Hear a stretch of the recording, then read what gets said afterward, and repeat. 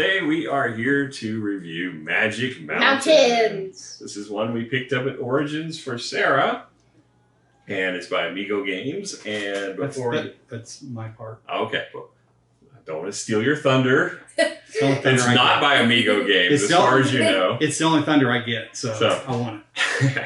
Before we get into your thunder, make sure you hit that subscribe button like lightning, and and then that notification bell next to it too. It may sound like thunder. I don't know what it'll sound like when you. I think it was ding. Okay.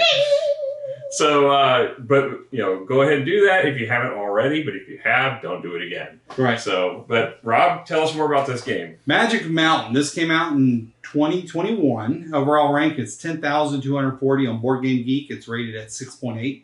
It's designed by Jens Peter Schliemann and Bernard Weber. Art by Annette Nora Cara. Published by Amigo, if you didn't know. MSRP is $24.99. I saw it on Card House at $17.39. Okay. So with this game, quality of components, you get a ramp with Plinko board style. Yeah. You get these cute little miniatures that are solid plastic, but they're like wizard students and witches. And you get a 5-color marbles in his bag. Yeah, I think they're plastic marbles, which is good because I don't like glass marbles, as we've established. And we have a bag that they come in that you randomly draw from. There's 4 of the 5, so you got different colors. So, and those colors correspond to spaces on the board. So each turn, we'll get into gameplay. It's super simple. But, that's really all there is to it. But it is good, thick cardboard. It has like plastic stands to make it so it arches properly. And I thought, as far as these, they didn't have to paint them, but I thought, it was a nice touch that they gave them painted. Yeah. So all in all, I'm probably going to give this a 7. I agree. I mean, the cardboard is in relatively good shape, but I really like the minis that they give you, so. I would give it a 6.9. Okay. Why would you give it a 6.9? What are you docking it for? Why are you docking it for? No, just want to be different. It's a 6.9. Okay, 6.9 it is. All right. Let's move it on to the theme. So the theme is you've got this Magic Mountain. You have these, they call them magical will-o'-the-wisps, which are the marbles that are going, and they correspond with the little wisps on the colors on the board. And you're trying to use them to help guide your wizards down to the end destination, which is, I guess, where the Wizards Academy is, before it's invaded by these evil witches. Right. So you do this by playing Plinko, apparently. That's the way I would do it. Yeah. I mean, it's not really a deep theme. It's kind of layered on just to get something to move down a Plinko board. Yeah. But, it's a fun theme for kids. And it's a little different. I mean, it has the Plinko, but as we'll talk about in gameplay, how it moves down the board is what helps moves the minis. So I think thematically it's pretty cute. So what do you think, Sarah? I think it's really cute. Okay. That it? That's it? That's all? That was more of a space, less of a period. Yeah. So, all in all, I'm probably going to give this, as far as the theme, because it doesn't really affect gameplay. It's just layered on. Yeah. I'll give it a 6 because it is a cute, fun theme for kids. I agree. 6 is it's good because the minis are neat and the artwork's not half bad. I would give it a 6.2. Okay. 6.2. So is that what your calculator hand just came up with? 6.2? Okay. There you go. So now we got rulebook. The rulebook. So first of all, it is a trifold. Do not like these, but I know a lot of games use them.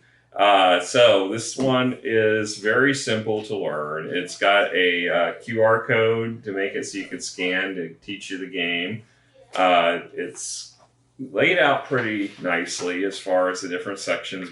Big font. And a lot of pictures. It takes most of the space is taken up by pictures.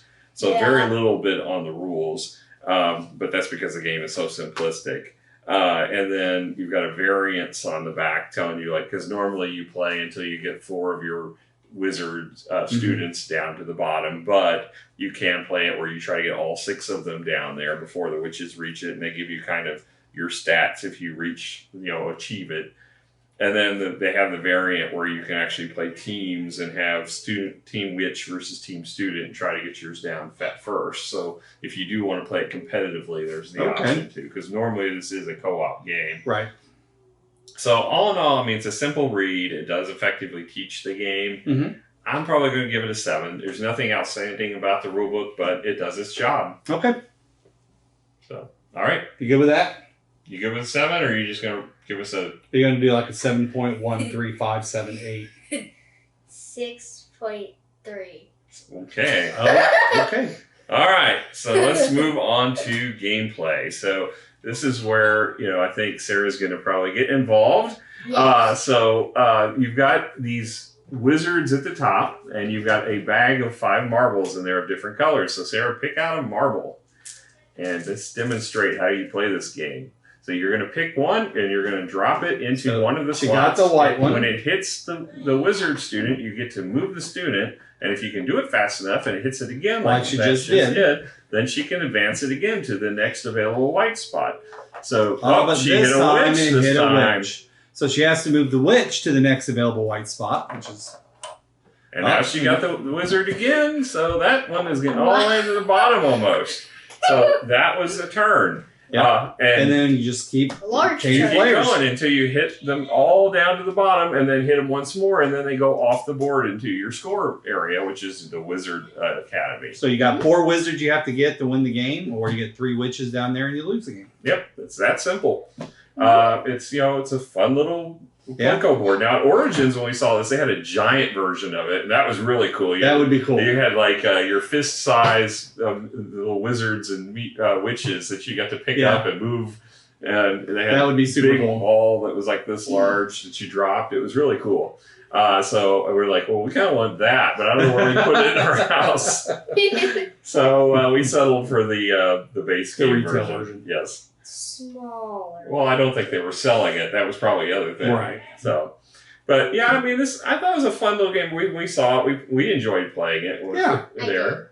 So, as far as gameplay goes, I mean, again, nothing much to it, but it's a simple Plinko board. And it's ranked for ages 5 and up. So it's available to the whole family. Yeah. I don't think that's true. It's more like 2 and up. 2? I don't know if a 2-year-old would know what they're doing. They probably just play with the balls and the pieces. Well, then 3. Not to mention at that age, you might put them in their mouth. It's probably a good idea to have marbles. And then they can choke on it. Yeah. But I would put 3. 3. I think 5 is probably a good age for it. I think so. Yeah. So, as far as, I mean, I think it's a fun little game. Like I said, we played it at Origins and enjoyed it, and we thought Sarah would enjoy it, so we picked it up. I'm probably going ahead and give this one, as far as it being something that can include the whole family, I'll probably give it a 6.5. I think 6.5 is fun. I think it's a good score. So yeah, I agree with that. All right. What's your score? What do you think it is?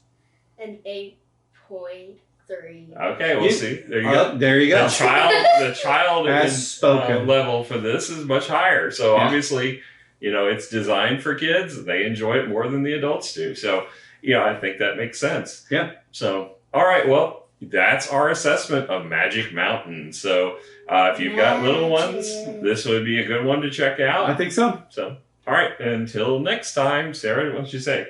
Bye! All right. Bye.